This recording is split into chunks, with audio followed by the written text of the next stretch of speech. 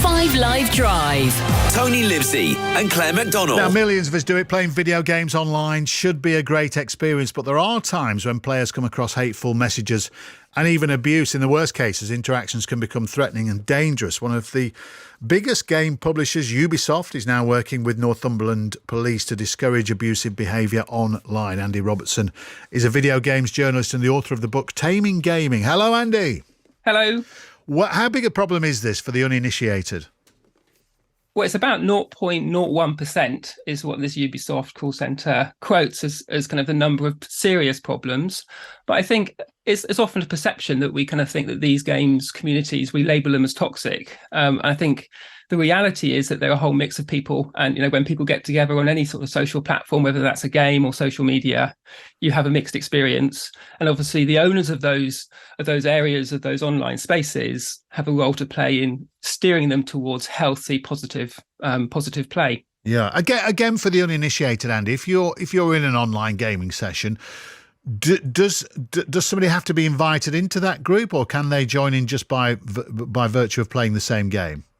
It depends how you set it up. You know, I'm often talking to parents and helping them set up consoles so that their kids can only play with people they know in the real world. If you're an adult and you're playing, actually quite a nice thing is to play with people you don't know.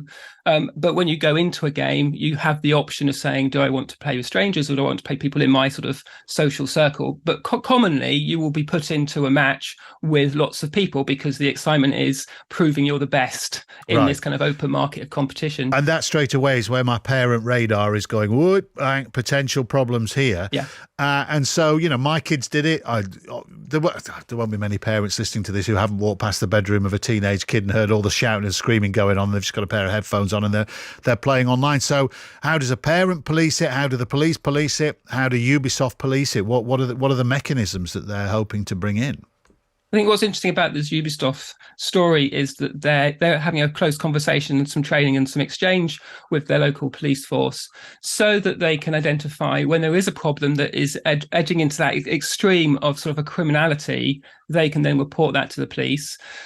Both that there's a fastness to getting that message across, but also so that they know when it's appropriate and the police aren't being inundated with kind of reports which aren't necessarily criminal. I get that, but whose job is it to recognise the problem? The young child playing might not. So do Ubisoft have this kind of overarching, they can dip into any matchup, can they, and just look at the communications, or it has to be reported in the first place?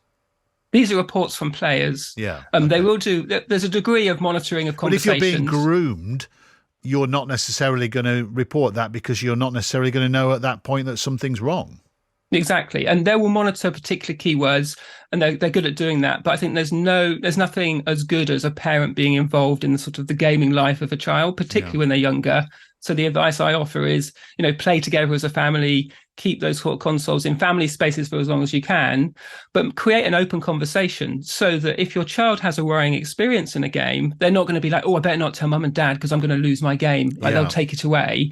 And they're confident that you understand the value of this and that you can have that open back and forth, because that's when you want them to tell you things. I know it's only a drama before everybody starts to text the show, but this was a plot line in Happy Valley, the soon-to-be award-winning drama at the weekend, wasn't it? When the young guy had his, Ryan, was contacted by his father via an online game. And so there can be all kinds of levels of communication. But that's right. So ultimately, Andy, what we are saying is the police are kind of on standby here. Ubisoft are being alert, but the parent is the front line. Yeah, I think that's the best way, you know, sort of prevention rather than cure, so that you're setting up your child with the tools they need to have kind of a lifelong positive relationship with games. But I think the Ubisoft activity is really promising, that they're going above and beyond what you might expect them to do and really looking after the community of players of their games. How if a parent, and I'd be interested in any parent listening to this who's been through this process or is going through it now, just not necessarily complaining, but just trying to work out what your child is doing online when they're gaming.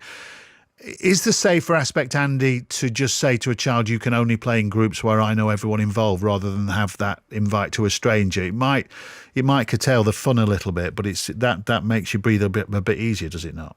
I think you start off with those sorts of guardrails. So maybe, first of all, you just play locally in your family. Then maybe you play online in games where there isn't a lot of communication. And then they play in games where only their friends are the ones they're talking to.